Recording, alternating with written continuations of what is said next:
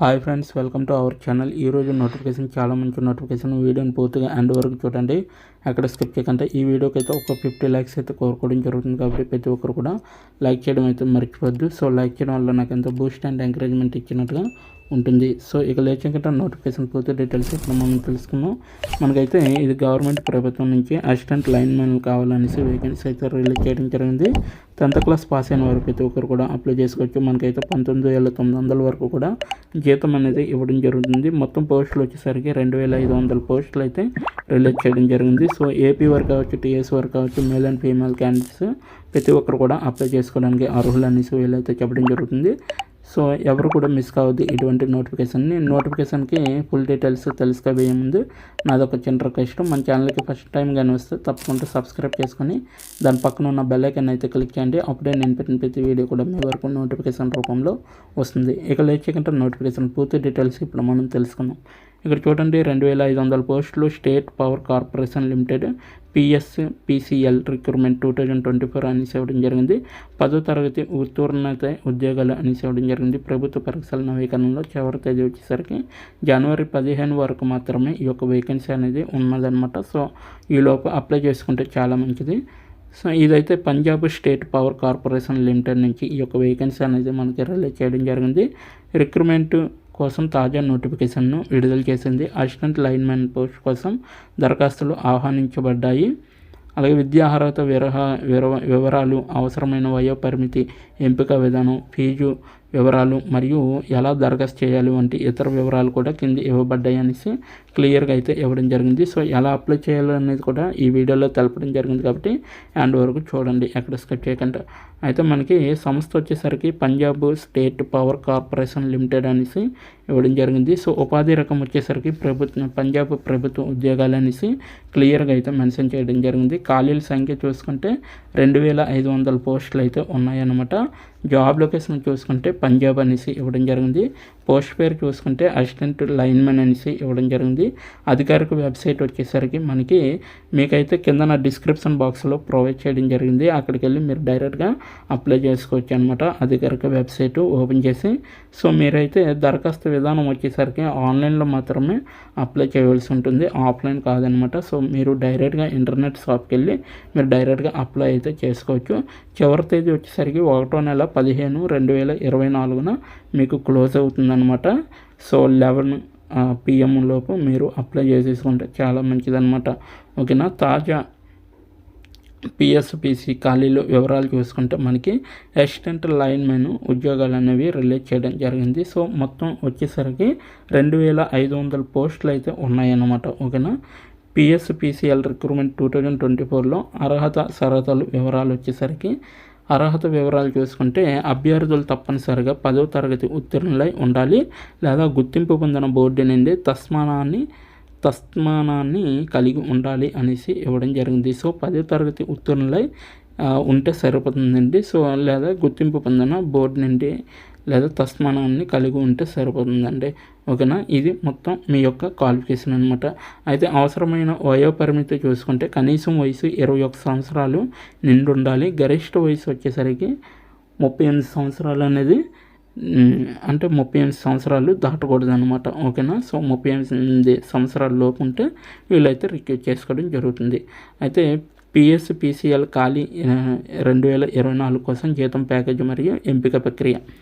అయితే జీతం ప్యాకేజ్ వచ్చేసరికి 19,900 వరకు కూడా మనకి శాలరీ అనేది ప్రొవైడ్ చేయడం జరుగుతుంది.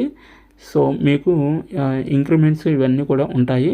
ఎంపిక విధానం చూసుకుంటే ఆన్లైన్ పరీక్ష ఉంటుంది. అలాగే ఇంటర్వ్యూ ఆధారంగా కూడా మిమ్మల్ని రిక్రూట్ చేసుకోవడం జరుగుతుంది. పరీక్ష అయిపోగానే ఇంటర్వ్యూ అనేది పెట్టడం జరుగుతుంది. ఓకేనా. దరఖాస్తు రుసుము చూసుకుంటే మిగతా అభ్యర్థులందరూ కూడా 590 రూపాయలు అనేది మీరు ఫీజు అనేది చెల్లించాలి. SC PWD క్యాండిడేట్స్కి అయితే 944 రూపాయలు అయితే ఉంటుందన్నమాట. సో వీళ్ళకి ఎక్కువగా పెట్టడం జరిగింది ఫీజు అనేది. ఈ ఫీజు ఎలా చెల్లించాలంటే like debit card, credit card లేదా ఇంటర్నెట్ బ్యాంకింగ్ ద్వారా లేదా యూపీఐస్ ఉంటాయి కదా, సో వాటి ద్వారా కూడా మీరు చెల్లించవచ్చు అనమాట. ఓకేనా. అలాగే పీసీఎల్ నోటిఫికేషన్ ఆన్లైన్ దరఖాస్తు కోసం దరఖాస్తు చేయడానికి దశలు అనేసి ఇవ్వడం జరిగింది. మీరు ఇక్కడ చూడండి ఎలా దరఖాస్తు చేయాలనేది ఇప్పుడు వివరించడం జరుగుతుంది, కాబట్టి మీరు పూర్తిగా ఎండ్ వరకు చూడండి, ఎక్కడ స్కిప్ చేయకుండా. ఓకేనా. సో ఇక్కడ చూడండి ఆన్లైన్ మోడ్ కోసం దరఖాస్తు చేసుకోవడానికి దశలు అనేసి ఇవ్వడం జరిగింది, అంటే ఆప్షన్స్ అనమాట. అధికారిక వెబ్సైట్కి అయితే మీరు ఫస్ట్ ఆఫ్ ఆల్ లాగిన్ అవ్వాలి.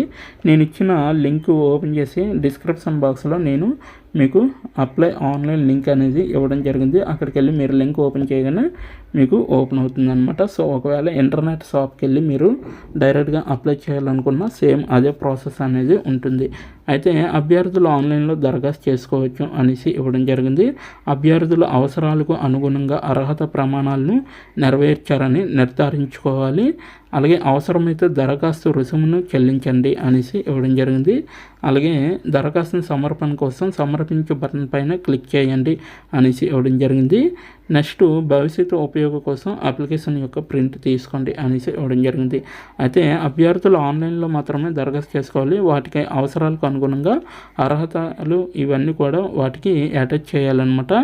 సో ఒకవేళ వీలైతే దానికి కూడా మీరు అప్లికేషన్ ఫీజు అనేది చెల్లించాలి. సో దరఖాస్తును సమర్పించిన ఎప్పుడైతే మీరు ఫైల్ సబ్మిట్ చేస్తారో అప్పుడు మీరు ఒకటికి 2 సార్లు చెక్ చేసుకోండి. అలాగే మీకు భవిష్యత్తులో ఉపయోగపడుతుంది కాబట్టి ఫ్యూచర్లో ఎప్పుడైనా నేను అప్లై చేశాను, నాకు కాల్ లెటర్ ఇది రాలేదు కదా అనేసి, అంటే అడ్మిట్ కార్డు ఇవి రావాలంటే మీరు ప్రింట్అవుట్ తీసుకొని ఉంచుకోవాలి. ప్రింట్అవుట్లో మీ యొక్క అప్లికేషన్ నెంబరు, అలాగే మీ యొక్క ఈమెయిల్, మీ యొక్క ఫోన్ నెంబరు ఇవన్నీ కలిసి ఉంటాయి కాబట్టి సో ప్రింట్అవుట్ తీసుకొని జాగ్రత్తగా ఉంచుకోండి.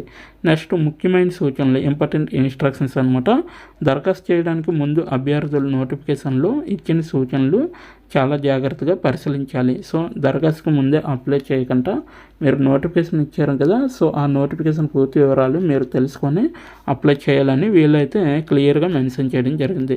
విద్యా అర్హత సర్టిఫికెట్లు స్కాన్ చేసిన కాపీలు, ఇటీవల రంగు పాస్పోర్ట్ సైజు ఫోటో లేదా మరియు సంతకం అధికారిక నోటిఫికేషన్లో పేర్కొన్న విధంగా నిర్ణీత ఫార్మెట్ మరియు పరిమాణంలో ఉన్నాయని అభ్యర్థులు నిర్ధారించుకోవాలి. అవసరమైతే అనేసి ఇవ్వడం జరిగింది. సో విద్యార్హత సర్టిఫికెట్లు క్వాలిఫికేషన్స్ ఏవైతే ఉంటాయో 10th క్లాస్ సర్టిఫికెట్లు అవి కాపీ చేసి ఉంచుకోవాలి. అలాగే రీసెంట్గా తీసుకున్న passport size, colour photos passport size అది కూడా ఉండాలి. మీ యొక్క సంతకం అనేది కరెక్ట్గా ఉండాలి. అక్కడ ఏ విధంగా అయితే అడుగుతారో, ఏ ఫార్మెట్లో అయితే అడుగుతారో ఆ ఫార్మెట్లో మీరు అక్కడ అప్లోడ్ చేయవలసి ఉంటుంది అప్లికేషన్కి. ఓకేనా.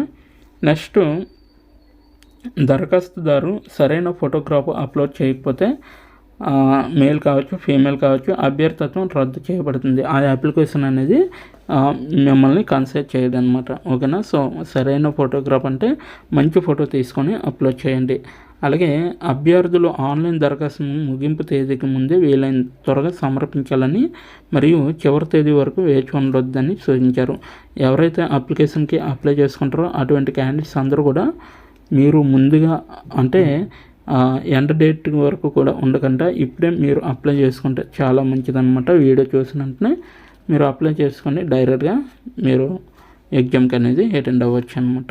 ఓకేనా. దరఖాస్తును పూరించిన తర్వాత మీరు అందించిన సమాచారాన్ని 1-2 సార్లు ధృవీకరించండి. మీ మొత్తం సమాచారంతో సంతృప్తి చెందితే మీరు దరఖాస్తును సమర్పించవచ్చు. సో దరఖాస్తు పూరించిన తర్వాత అంటే ఫిల్ చేసిన తర్వాత మీరు అందించిన సమాచారం అంటే మీరు ఫిల్ చేసిన డీటెయిల్స్ అన్నీ కూడా 1-2 సార్లు కూడా మీరు ఒకసారి చూసుకోవాలి, చెక్ చేసుకోవాలన్నమాట. మీరు మీ మొత్తం సమాచారంతో సంతృప్తి చెందుతా అంటే మీరు అందించిన సమాచారం సాటిస్ఫాక్షన్ అయితే మీరు డైరెక్ట్గా ఫైనల్ సబ్మిట్ అనేది చేయవచ్చు అనమాట. అయితే పీసీఎల్ రిక్రూట్మెంట్ 2024 కోసం ముఖ్యమైన తేదీలు మరియు దరఖాస్తు లింక్ వచ్చేసరికి ఫోకస్ చేసే తేదీలు అయితే దరఖాస్తు సమర్పణ తేదీలు 26/12/2023 నుండి 15/1/2024 వరకు మాత్రమే ఉన్నది కాబట్టి మీరు ప్రతి ఒక్కరు కూడా అప్లై చేసుకోండి. ఇప్పుడే స్టార్ట్ చేయండి అప్లై చేయడం.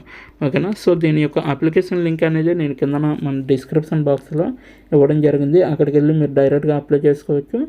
సో ఇప్పటి వరకు వీడియోని వాచ్ చేసినందుకు చాలా చాలా థ్యాంక్స్ ఫర్ వాచింగ్.